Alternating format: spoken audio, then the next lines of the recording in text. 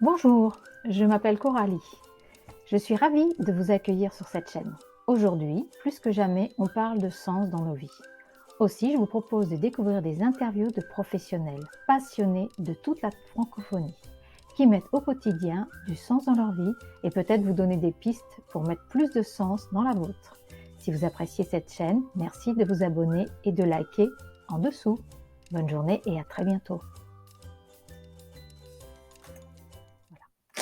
Bonjour, je suis contente de vous retrouver aujourd'hui et nous allons accueillir ensemble Eléa Aubert. Bonjour Eléa, Bonjour, merci de me permettre d'être là déjà.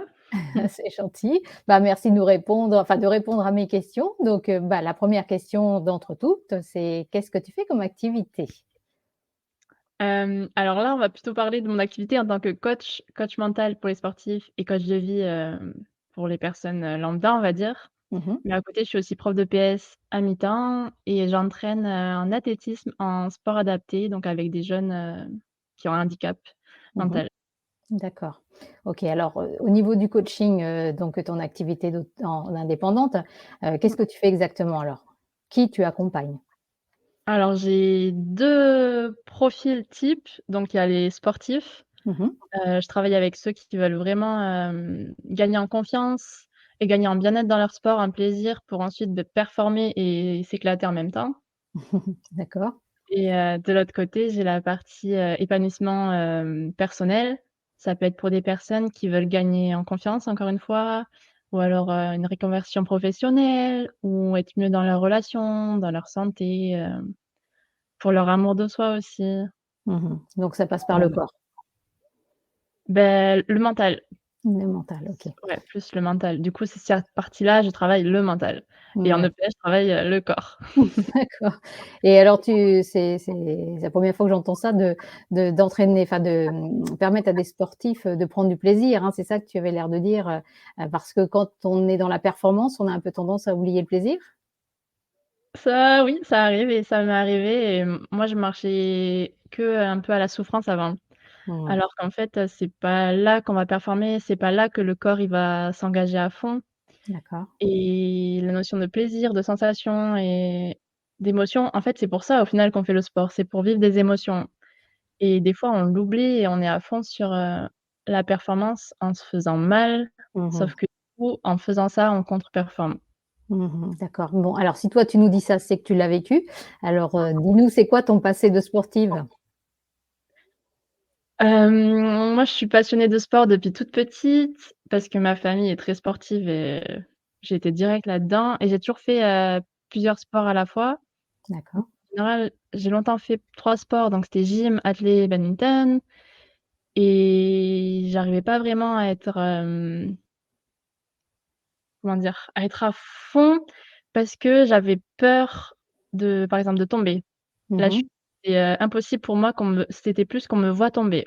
Ah, Après, il y a peur d'être blessée, parce que si je suis blessée, je peux pas faire mon sport. C'est pas avoir mal en soi, c'était vraiment ne plus pouvoir s'entraîner d'accord. Mmh. et du coup, avec ces peurs-là et j'arrivais pas à me lâcher entièrement. Mon corps était pas à fond, mon mental était pas à fond et après chaque compète, enfin même avant et après chaque compète, je souffrais, quoi. Mmh. Je m'en voulais, je me trouvais nulle, je me détestais à cause de mes performance et du coup, je me rentraînais à fond pour ne pas perdre, pour ne pas souffrir, en fait et D'accord. rebelote et cercle vicieux, quoi. En fait, tu t'auto-limitais? Ouais, ouais, ouais. Et alors, aujourd'hui, avec le recul, avec, l'expérience, avec, les formations que tu as pu faire, tu donnerais quoi comme conseil à cette petite Eléa? De pas mettre ma valeur sur, le résultat Mmh mh. et de pas me faire mal, enfin, pour rien, quoi, en fait. Enfin, je me faisais mal toute seule, ouais, c'est ça. D'accord. En voulant éviter d'avoir mal, tu te faisais mal. Ouais. Ouais, ouais, ouais, Quelque chose là, quelque part qui est pas bien aligné quoi, on va dire. c'est ça et les prises de tête et le manque de confiance et pas vouloir rater, Mmh. D'accord. donc au final, alors des fois ça marchait, hein, des fois je performais, mais je profitais jamais vraiment, quoi. Mmh. Ouais. Donc, bon, et aujourd'hui, est-ce que tu arrives à toi, faire du sport et performer tout en prenant du plaisir? Ouais, j'ai fait les 3 dernières années en sport, elles étaient vraiment top, malgré que je sois sur, l'âge où on est censé, décliner, quoi. Parce que gymnastique et athlétisme, en général, on s'arrête à 20 ans, 22 ans. Mmh. Et moi, j'en ai fait jusqu'à la gym, je viens d'arrêter, j'ai arrêté à 27 et là, Ouais. l'athlétisme, j'en fais encore cette année et je m'éclate Mmh mh. et bon, mes records, je ne peux plus les battre, D'accord. mais je m'éclate. Ouais, l'important c'est que tu prennes du plaisir, c'est Voilà. ça. Alors la question que je pose à tout le monde, c'est quand tu étais petite fille, est-ce que tu te serais vue, est-ce que tu te projetais d'être dans accompagner les autres, dans dans une activité ou une autre d'ailleurs? Est-ce que tu vois les racines de ton activité d'aujourd'hui ou pas du tout? Je me serais pas vue le faire comme métier. D'ailleurs, je savais même pas que ça existait, en fait. Ouais. Mais depuis toute petite, j'essaie de en fait, je coach mes camarades pour, qu'ils gagnent du temps, pour qu'ils s'améliorent, pour qu'ils soient Mmh. mais je pensais pas que ça pouvait déboucher sur un métier. D'accord. Et qu'est-ce qui alors déjà depuis combien de temps tu fais du coaching? Comment tu t'accompagnes? Mon entreprise, je l'ai Ouais. montée il y a 1 an et demi et avant ça, pendant 1 an, j'ai coaché, bénévolement pour Mmh mh. m'entraîner, des amis, Donc des ça sports fait 2 ans et demi que tu es vraiment que tu es dans cette expérience? ouais. D'accord. Et qu'est-ce qui a fait que, en dehors de ton activité de prof, tu as eu envie de faire cette activité-là en plus? Hem, en fait, du coup, j'ai fait 5 ans de stage pour être prof. J'ai eu mon CAPEPS, donc c'est le concours national et après on est envoyé, à Paris, en fait. Donc j'ai fait Mmh. un et la 2e année, il m'est arrivé un truc assez grave. Ouais. J'étais au collège, sur le stade avec, mes élèves et il y a des individus qui ont voulu tuer un élève dans mon cours. Mmh. Donc là, j'ai pris sa défense, je me suis battue, je l'ai protégé, je l'ai Mmh. porté pour, qu'on fuit, enfin bon bref. Et suite à ça, j'ai été en accident de travail pendant 2 ans. Parce que tu as été blessée? Ouais, moi j'ai ils m'ont pas tapé fort par Mmh. rapport au gamin qui était à terre, mais par contre, stress post-traumatique, il a été vraiment Fort. fort. J'avais 23 ans, j'étais Mmh. une crevette, j'étais pas du tout préparée à ça et ça a été très violent. Du coup, stress post-traumatique, angoisse, dépression, suite à ça, il y a eu plein de trucs qui se sont enchaînés, des décès, moi, des maladies, des accidents, chute au sport, enfin, Mmh. rupture. J'ai bien, bien pris cher Ouais. et pour m'en sortir, j'ai cherché tous les trucs que je pouvais au niveau, psychologie, on va dire médicaments naturels aussi, fleurs de Mmh. bec, hypnose Mmh. et au bout d'un moment, j'ai découvert le coaching. Ouais. J'ai fait des premières formations de coach qui m'ont beaucoup apporté mais ça suffisait pas. Ouais. Et en avril 2020, pendant le confinement, je me suis fait coacher avec, une super méthode qui ça m'a totalement libérée. Enfin, je continue de me libérer, on va Mmh. pas dire totalement, mais ça m'a vraiment libérée D'accord. et ce stress post-traumatique là, il s'est libéré et au niveau Mmh. du sport, je me suis bien, bien améliorée aussi parce que la base coaching, c'était performance et bien-être. Donc à la base, j'y suis allée pour le sport et D'accord. finalement ça m'a apporté, meilleure relation avec mes parents, meilleure santé, amour de moi Mmh que j'ai mh. découvert en fait et l'envie et me sentir légitime aussi à accompagner les autres, avec cette méthode en y étant formée, quelques D'accord. mois après quoi. Et alors quelle est cette méthode? Est-ce que tu peux nous en parler un petit peu plus? De toute façon, on Oui, retrouvera tous tes liens, sous la vidéo, mais bon, l'intérêt c'est que tu nous en parles aussi.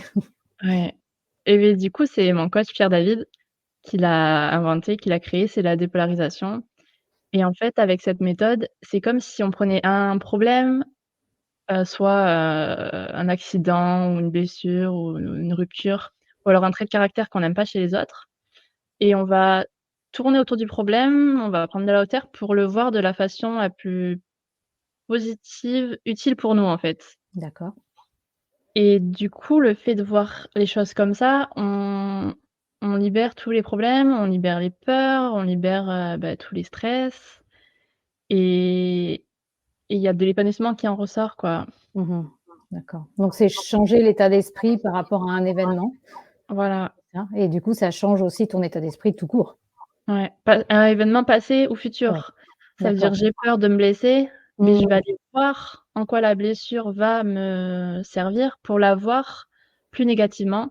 Mmh mh. On la voit de façon, positive, constructive et du coup, il y a plus de peur, vu qu'on se D'accord. dit: «Ça arrive, j'en ferai une force», et cetera, quoi. D'accord, parce que souvent dans les techniques, on voit ce qu'on appelle le cadeau caché, donc la 2e partie de l'événement, une fois qu'on a dépassé le choc. Mais c'est vrai que de par rapport à quelque chose à venir, c'est une autre enfin, c'est une autre façon, disons que c'est une projection positive, qui est une façon de voir aussi qui est intéressante dans ce Ouais. cas-là. Mmh mh. D'accord. Bon, bah, très bien. Donc est-ce que tu remarques là, depuis que tu as commencé ton activité, est-ce que tu vois des choses qui évoluent déjà? Donc moi, j'imagine qu'avec, tu continues à travailler sur toi est-ce que tu vois des choses qui évoluent dans les personnes que tu accompagnes? Est-ce que tu vois des choses similaires, qui bougent?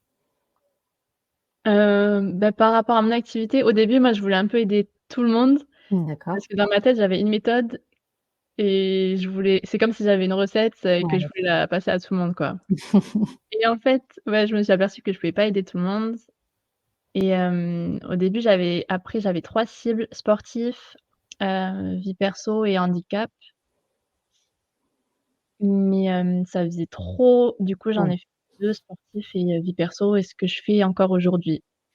d'accord. Et l'évolution aussi que j'ai fait, c'est qu'au début, je voulais que accompagner sur des gros accompagnements et là, depuis janvier de l'année dernière, depuis 1 an, je propose aussi les séances, uniques. Ça veut dire, il y a une personne qui est vraiment mal par rapport à une rupture ou alors une blessure ou un échec ou autre, et bien, elle peut prendre rendez-vous en urgence sans avoir à faire, l'appel pour travailler ensemble. Mmh Parce mh. que je sais que sur, une séance, je vais la libérer de cette urgence-là. D'accord. Ce qui va l'aider à se recentrer et à reprendre sa vie en main, même si elle a pas réglé tout, c'est qu'au moins elle est plus décentrée. Même des chocs, post-traumatiques, tu peux le faire aussi, sur une fois, ça peut bien aider les personnes? Post-traumatique, vu que je l'ai vécu, je pense qu'en une fois, ça suffit pas. Mais sur les ruptures, des blessures au sport, être Mmh, viré de son travail ou autre, en une fois, ouais, c'est d'accord. Bon, bah, écoute, hein, c'est intéressant. Maintenant, on sait ouais, où tu travailles à distance ou tu travailles en présentiel? les 2. Sur D'accord, les personnes du coin, elles viennent chez moi et elles d'accord. préfèrent venir chez moi et me voir, mais sinon je Mmh. peux travailler en visio, D'accord. Alors dis-nous où est-ce que tu habites? Parce que si on a envie de venir te voir, c'est qu'on n'habite pas trop loin. dans le sud, c'est à Villeneuve-sur-Lot, entre Bordeaux et Toulouse. Très bien. Bon, on entend bien un petit accent. Voilà, ouais. Donc, cette, nouvelle activité complémentaire à la première, qu'est-ce qu'elle t'apporte? Heu, plus de sens, on va dire, sens, épanouissement, envie, passion. Ouais, beaucoup de passion aussi sur ça, Mmh mh. de liberté. Parce que prof de PS, je m'y retrouve bien aussi, mais on est quand même limité dans notre, éducation, on va dire, dans notre transmission aux gamins. Mmh. Alors que là, en coaching, on peut tout faire, quoi, enfin, Mmh. nos limites, quoi. D'accord, et tu accompagnes plutôt des personnes, adultes par rapport, tu me parles des enfants, je sais pas, c'est collège, toi, les enfants que tu suis? C'est lycée. Lycée? Bon, ils sont un peu plus vieux, mais j'imagine que là, tu accompagnes essentiellement des adultes, dans ton coaching? À Ouais, partir de 16-17 ans, c'est bon. Faut, d'accord. ouais, une certaine maturité quand même, Mmh et mh. avant, ils l'ont pas forcément. D'accord. Mmh mh. Donc et là, le sens que ça te donne, c'est quoi? C'est plutôt du type, passionnel, tu te lèves le matin et tu dis: «Chouette, je vais accompagner, je vais aider des personnes». C'est ta contribution au monde, qu'est-ce que tu y mets comme mot, toi, dans le sens, de ton activité? Oui, contribution et utilité et directement le bonheur des gens, en fait. Mmh. Et le sens, c'est de vraiment voir les personnes progresser et rayonner et s'épanouir et Mmh. ça, c'est top. Parce que sur mes gamins, sinon au lycée que je vois une fois par semaine, Ouais.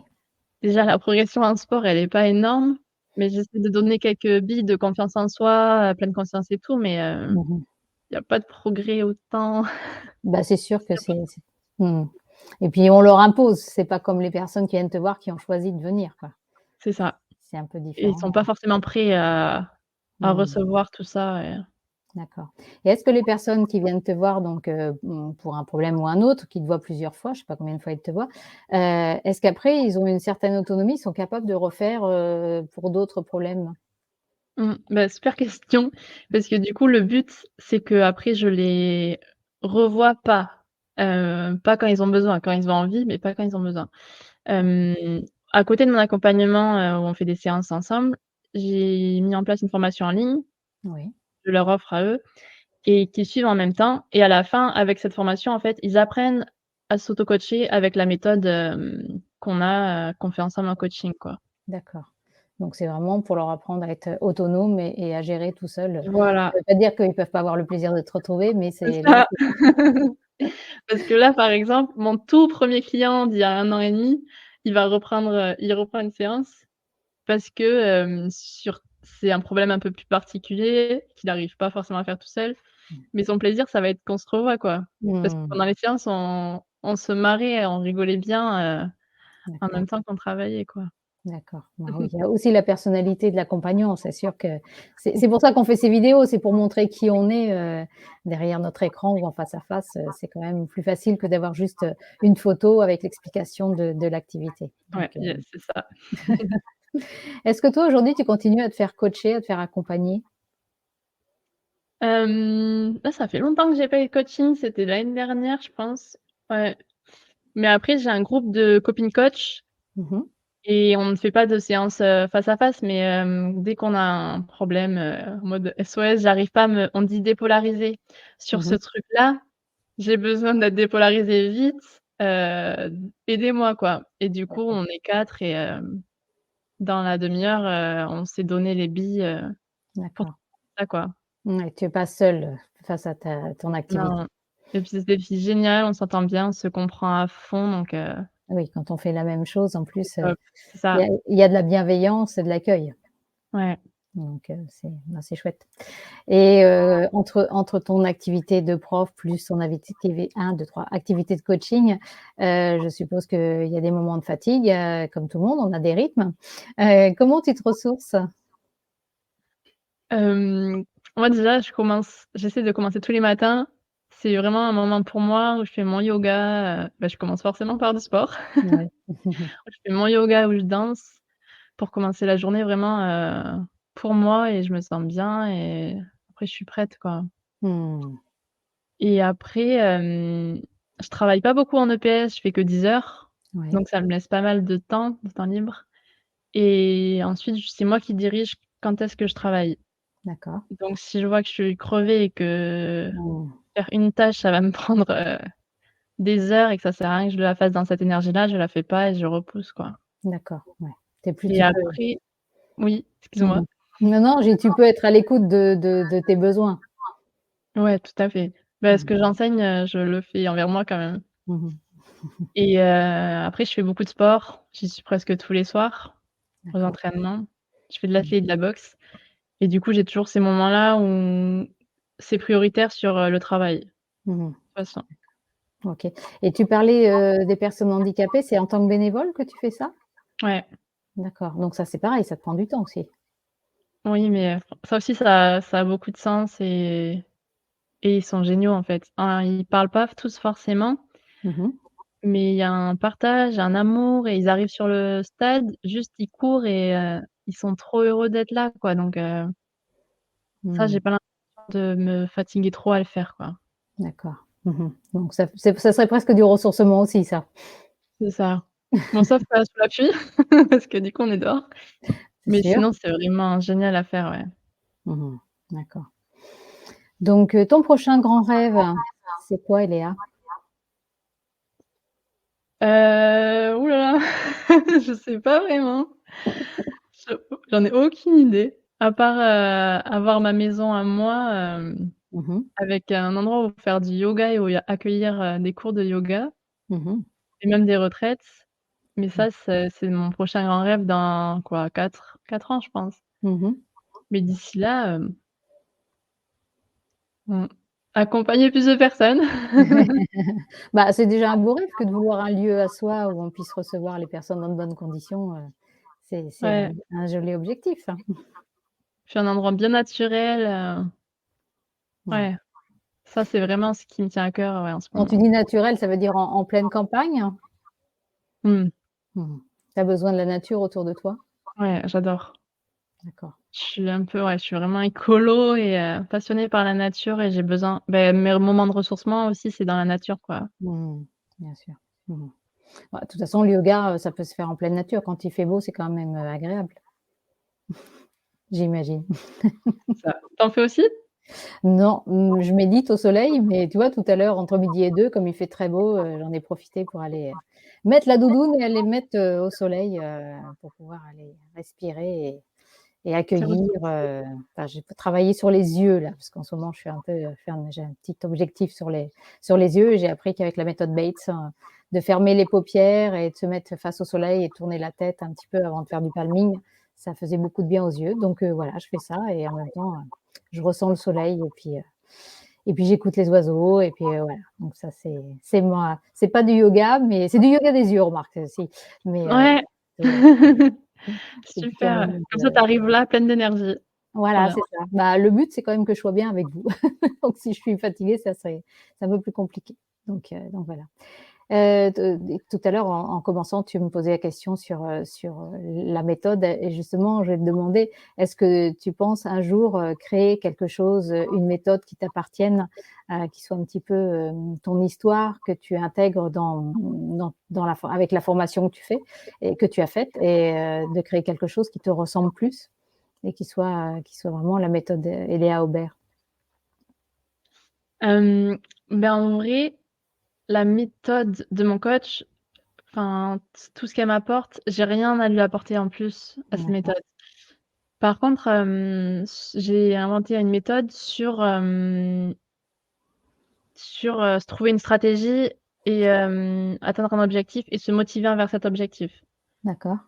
Mais ça quelque chose de beaucoup plus simple et ça va pas libérer des problématiques. Pour Mmh. libérer des problématiques, franchement, c'est j'en ai vu des méthodes, hein, mais la dépolarisation, c'est celle que je trouve, le mieux, quoi. Mmh, et plus efficace. Mmh mh. Ouais et qui a fait ses preuves auprès de centaines de sportifs et Mmh. Est-ce en que plus, ça va vraiment c'est plus en direction des sportifs? mon À coach, il a l'origine? fait plus dirigé vers les sportifs et les entrepreneurs.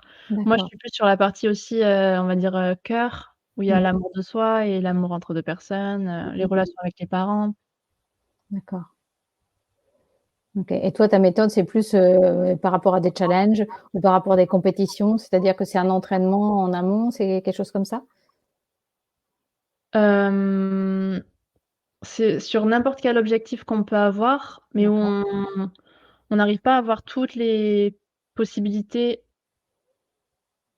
on n'arrive pas à avoir toutes les stratégies qu'on peut mettre en place et on n'arrive pas à se booster à faire ce Mmh. qu'on doit mettre en place et cette méthode-là que moi j'ai inventée, du coup ça s'appelle la stratégie créatrice, mais celle-là on l'utilise, pour un objectif et trouver les stratégies et y aller quoi et D'accord, agir et et pas agir. juste rester dans notre tête et en mode Voilà. introspection.